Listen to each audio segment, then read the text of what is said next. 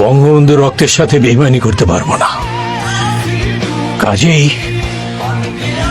আপনার মন্ত্রিসভায় প্রধানমন্ত্রীর দায়িত্ব নেওয়া আমার পক্ষে সম্ভব নয়।